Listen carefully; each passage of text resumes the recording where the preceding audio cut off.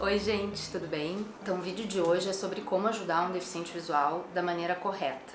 Como eu falei no primeiro vídeo, existe uma linha muito tênue entre ajudar e atrapalhar, então é importante seguir algumas dicas certeiras para que não se ultrapasse o limite nem de um nem de outro, né? Porque existem os dois lados, o lado de quem ajuda e o lado de quem recebe ajuda, que no caso é o deficiente visual, obviamente, tá?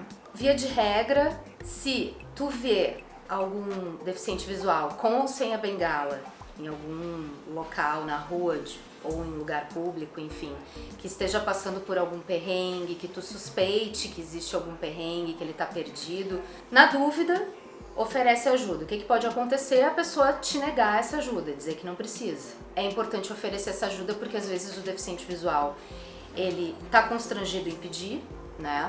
Às vezes ele tá tentando se encontrar ao máximo antes de pedir alguma ajuda e às vezes ele tá em treinamento, porque é importante saber que existe um treinamento para deficiente visual, né? No caso da bengala, que estiver usando a bengala e estiver passando algum tipo de dificuldade, e esse treinamento ele é feito acompanhado de alguém, normalmente, né, ou um profissional ou uma pessoa em quem o deficiente visual confie, mas é necessário sempre fazer esse treinamento sozinho, porque vai chegar um momento em que o deficiente visual vai precisar usar a bengala sozinho, porque a bengala é uma extensão do corpo do deficiente visual, né, ao contrário do que muita gente pensa.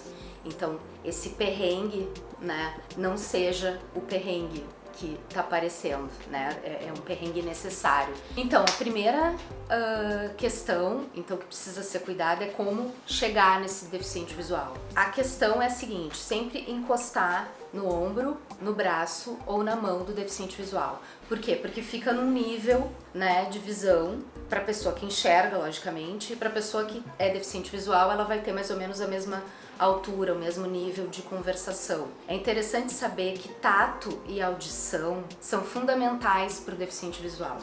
São a nossa visão. Então, tocar nesse deficiente visual não vai ser abuso, não vai ser assédio. É claro, a maneira delicada de tocar e nos lugares corretos, evidentemente. Então, fique tranquilo, porque é necessário, a gente precisa do tato e da audição. Então chega no ombro, no braço ou na mão dele e oferece ajuda. Oi, tudo bem? Posso te ajudar? Tu precisa de algum assessoramento? Tu quer que eu te leve em algum lugar? Né? Chega, anuncia que tá chegando. Enfim, oferece essa ajuda. Caso o deficiente visual aceite a tua ajuda, ele mesmo vai colocar o braço ou a mão em ti, ou na tua mão, ou no teu braço, ou no teu ombro, ou ele vai enganchar em ti. Eu particularmente prefiro sempre enganchar na pessoa que eu me sinto mais segura. Mas enfim, isso depende muito do deficiente visual, então tem que se respeitar o fato. E sempre respeitar que é ele quem tem que te tocar, porque afinal de contas é ele que tá precisando dessa segurança e desse suporte naquele momento. Sempre que você for conduzir um deficiente visual, avisar o que tem na frente, o que tem ao lado. Olha, aqui do teu lado direito tem um corrimão, do teu lado esquerdo tem outro, tem um degrau na tua frente, tem uma porta, agora a gente vai entrar no shopping, a gente vai entrar na loja, a gente vai entrar na casa, enfim. Sempre anunciar o que tá vindo pela frente, independente dele estar com a bengala ou não. Por último, e talvez o mais importante na minha opinião, é anunciar a tua partida. Porque, por exemplo, tu chegou no lugar onde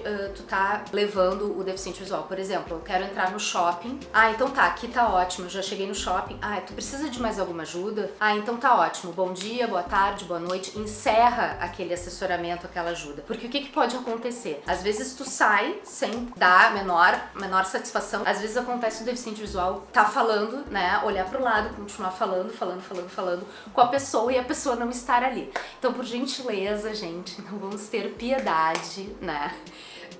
Falar que tá saindo, que tá indo embora, anunciar tanto a chegada quanto a saída, porque às vezes pode acontecer uma situação constrangedora da pessoa tá falando sozinha. Então, se tu, por exemplo, chegar em algum shopping, em algum lugar e ver alguém falando sozinho, não começa a gozar da cara da pessoa. Às vezes a pessoa tá ali, não enxerga bem ou não enxerga, então, enfim, tá falando ali, mas não é com o amiguinho imaginário.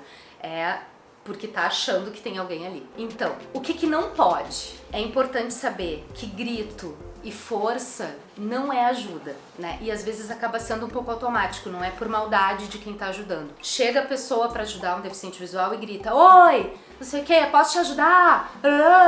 Não precisa gritar, né? Porque a gente não tem problema na audição, muito pelo contrário, nossa audição é bem sensível. Força também não. Então assim, não sequestre o deficiente visual, né? Não agarra aquele braço assim, aquela força louca.